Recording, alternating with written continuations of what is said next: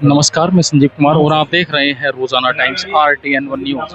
इस वक्त मैं मौजूद हूं उत्तर पूर्वी दिल्ली के सीलमपुर DCP ऑफिस में, जहां के आज एक प्रोग्राम रखा गया है ईद उल जुहा बकरा ईद के ऊपर। और यहां पर ये जो प्रोग्राम रखा हुआ है कि शांति अमन के साथ सभी लोग अपना पर्व मनाएं। जो ईद उल जुहा बकरा ईद का त्योहार 7 जून को आ रहा है, उसी के लिए यहाँ पर सभी थाने के यहाँ पर SHO बुलवाए गए हैं और क्षेत्र में जितनी भी NGO हैं सभी के अधिकारी गण के राष्ट्रीय अध्यक्ष हों या सचिव हों, सभी को यहाँ पर बुलवाया गया है। और आज यहाँ पर जो ये मीटिंग रखी गई है, इसमें इस मीटिंग का रखने का जो तात्पर्य है वो यह है कि क्षेत्र में किस तरीके से अमन शांति के साथ में बकरा ईद का त्योहार मनाया जाए। आप सब सभी मोदी हैं, आप बहुत सारे WhatsApp ग्रुप के मेंबर्स भी होंगे, तो इस त्यौहार पे आपको जो भी लगता है कोई भी अफवाह आई है तो उसको तुरंत वहीं पे ही उसी पे दबाव दें कि ये नकली है या फेक है, ताकि वो आगे बढ़ने से स्प्रेड होने से बचे।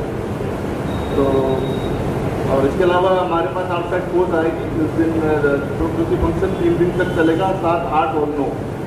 आई होप कि अगर ईद का चांद दिखता है तो 7, 8, 9 की होगी, 8 मतलब 7 की ईद होगी। तो जो 7 का प्रोग्राम थोड़ा लंबा है, उस हिसाब से हमने फोर्स मंगवाई आउटसाइड फोर्स, करीब 9 कंपनियाँ हैं, इसलिए फिर 8 को भी रहेगा और 9 को भी कुछ अरेंजमेंट। और खाने का अरेंजमेंट तो होगा ही होगा, हमारे DCP ऑफिस में भी आपको हम टिकट्स और डिप्लॉय करेंगे। MCD की तरफ से मुझे लगता है कि अरेंजमेंट करेंगे, हमने उनको चिट्ठियाँ लिखी हैं, हम उनसे बात भी करेंगे ताकि जो है हमारे त्यौहार साफ सुथरा और बिना पीसफुली और बिना किसी झगड़े झंझट के निपट जाएगा। उत्तर पूर्वी ज़िले के रिहाइश पजीर जो भी आए हैं, आप सबको आदाब, नमस्कार, सलाम, सत श्री अकाल, गुड आफ्टरनून। जैसा पवन जी ने बताया और लांबा साहब ने बताया कि हम एक यहाँ बहुत ही अहम मुद्दे पर बातचीत करने के लिए, आपकी राय हासिल करने के लिए और आपसे पुराने वायदे दोहराने के लिए, जिसमें कि आपका हमें कोऑपरेशन ताउन का वायदा करें हमारे साथ कि जिस तरह से माजी में आपने पुरअमन तरीके से, बहुत ही खुशगवार तरीके से इस त्यौहार को मनाया है, इस दफ़े भी आप अपने समाज के बाकी भाइयों के साथ, कौम के बाकी लोगों के साथ मिलजुल कर इस त्यौहार को सेलिब्रेट करेंगे। और इसकी जो रस्म है, ख़ास तौर से कुर्बानी की रस्म है, उससे जुड़ी हुई जो सिखलाई है, उसको हम अपने अंदर आत्मसात करें, अपने अंदर लाएं। जैसा कि एडिशनल DCP साहब ने बताया, न कि सिर्फ उसका वीडियो बनाकर या उसको इस तरह से ज़ाहिराना तौर पर करना जिससे किसी के दिल को ठेस पहुँचे या किसी की भावनाएं वो इस तरह से हो कि फिर बाद में नुक्से अमन और बाकी चीज़ें उसमें हो सकती हैं। क्योंकि मेरा ये मानना है कि जो जिस तरह से रस्म चली आ रही है या इसकी रवायत है, इसका आपके लिए एक ज़ाती और एक बड़ा ही पर्सनल एक्सपीरियंस है, आपके अपने इंसानी, आपके अपनी रूह की तरक्की के लिए। किस तरह से आप अपने किसी जिसको आप अपने साथ रख रहे हैं, जो आपके बिल्कुल साथ है, उसको कुर्बान करने का जो इमोशनल वो है, उसके एहसास के लिए ये ना रिचुअल, एम आई राइट और नॉट, यही बात है ना। तो ये आपका एक बहुत ही ज़ाती तजुर्बा है, उसको फिल्माना, वीडियो पे इधर उधर डालना, मुझे लगता है ये तो ऐसी कोई रवायत नहीं थी। रवायत थी ठीक, तो जो ऐसे ज़ाती तजुर्बात हैं, जो ऐसे पर्सनल एक्सपीरियंस हैं, वो जैसा लांबा साहब ने बताया, जो भी इसमें SOP बनी हुई है, जो नोटिफिकेशन है, जो इसके लिए कायदे और SOP बनाए गए हैं, आप सबसे इल्तिजा है, आप सबसे गुजारिश है, आप सबको ये हिदायत कि आप उसको अमल में लाएं, उससे बाहर न जाएं।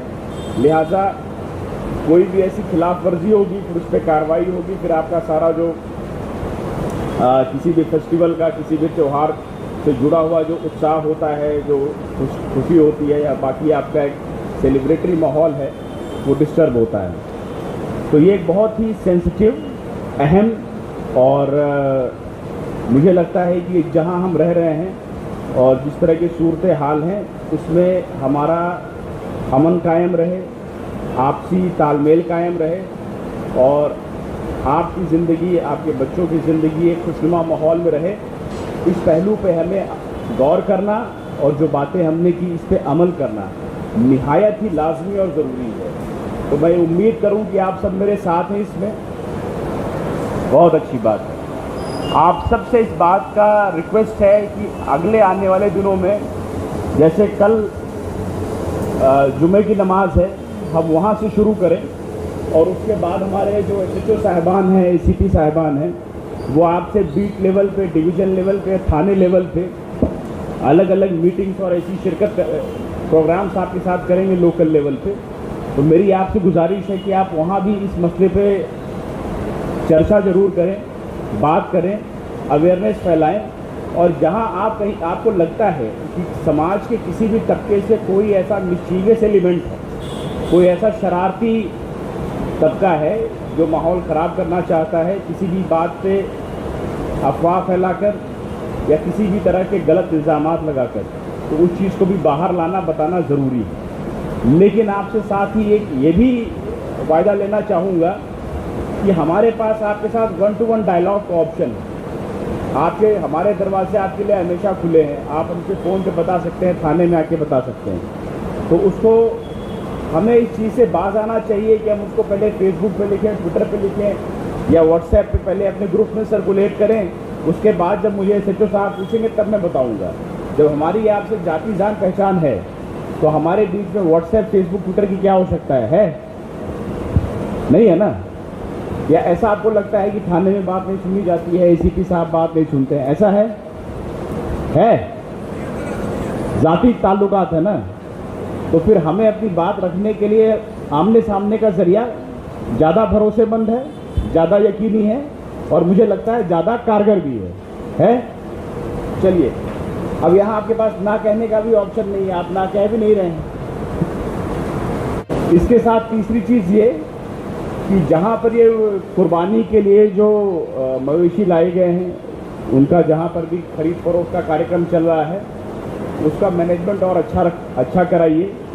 किसी भी तरह का ऐसा ना हो जिससे ट्रैफिक की आवाजाही में दिक्कत हो। नबी साहब ने कहा है कि कोई भी ऐसी कार्रवाई नहीं होनी चाहिए जिससे लोगों के आने जाने के रास्ते में खलल पैदा हो, वो कोई भी हो सकता है। तो हमें इसका भी ख्याल रखना चाहिए। ये बात पुरानी है और किसी के रास्ते को रोकना, किसी के भाई रास्ते, मतलब इंसान अगर चल रहा है तो उसका कोई पर्पज़ है ना। किसी को किसी जगह पहुंचना है, किसी को अस्पताल पहुंचना है, किसी को नौकरी पे पहुंचना है, किसी को किसी मिलने जाना है, तो इसका हम ख्याल रखेंगे। पिछली ईद पे भी मैंने आप लोगों से एक गुजारिश की थी और मुझे बहुत अच्छा लगा था उस दिन कि आप लोगों ने काफ़ी हद तक उस पर अमल में लाया। अक्सर ऐसा होगा कि जब हम सुबह ईद की नमाज़ अदा करेंगे, उसके बाद हमारा कुर्बानी की रस्में, उसके बाद आपके जो घर के खासतौर से नौजवान हैं या बच्चे हैं, वो जो कुर्बानी का है उसको तकसीम करने के लिए अपने रिश्तेदारी में अपने दोस्तों के घर की तरफ रवाना होते हैं।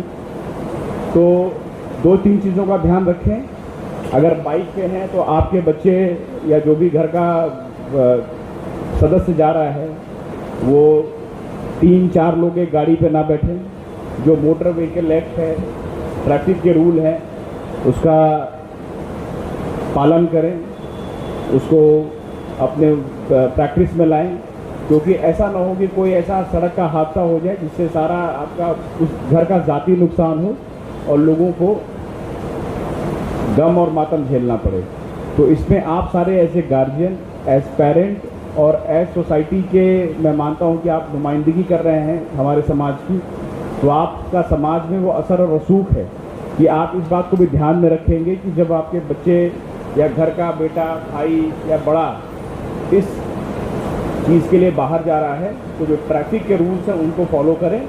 3 लोग 4 लोग बैठ के एक बाइक पे ना जाएं, ओवर स्पीडिंग ना करें, हेलमेट वगैरह लगा के जाएं और ऐसी कोई जल्दी नहीं है। मतलब बहुत तेज़ चलेंगे 5 मिनट में पहुंचेंगे, उससे कम तेज़ जाएंगे शायद 10 मिनट लगेगा, लेकिन ज़िंदगी एक बार गई तो दोबारा वापस नहीं आएगी। तो हमें इस चीज़ का भी ध्यान रखना होगा कि कुर्बानी के बाद जब आपके घर के लोग इस चीज़ के लिए बाहर निकलते हैं तो ज़्यादा उत्साह में तेज़ रफ्तारी या ऐसी गफलतकारी का शिकार कोई ना हो, इस बात को भी हमें अपने जहन में, अपने ख्याल में रखना होगा और ये यकीन दिलाना होगा खुद को भी, बच्चों को भी, कि वो इस चीज़ को फॉलो करें।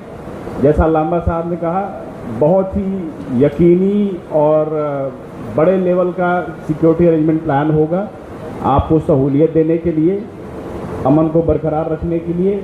ऐसे में आपसे उम्मीद है कि जैसे पिछली ईद की दफ़ा और होली के वक्त भी नागरिक सुरक्षा समिति है, अमन कमेटियां हैं या बाकी ऐसी जो लोकल RWAs हैं और आपके खुद के अपने वॉलंटियर्स हैं, वो इस बार हमसे दुगने तिगुने जोश व खरोश के साथ, पूरी शिद्दत के साथ हमारे साथ कंधे से कंधा मिलाकर उन इंतजामात को ज़मीनी हकीकत पहुंचाने में हमारी पूरी मदद करेंगे।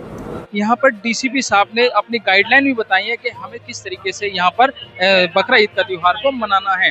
और यहाँ पर आप देख सकते हैं सामने फुल डीसीपी आशीष मिश्रा हैं और एडिशनल डीसीपी संदीप लामा हैं और थर्ड डीसीपी उनके साथ हैं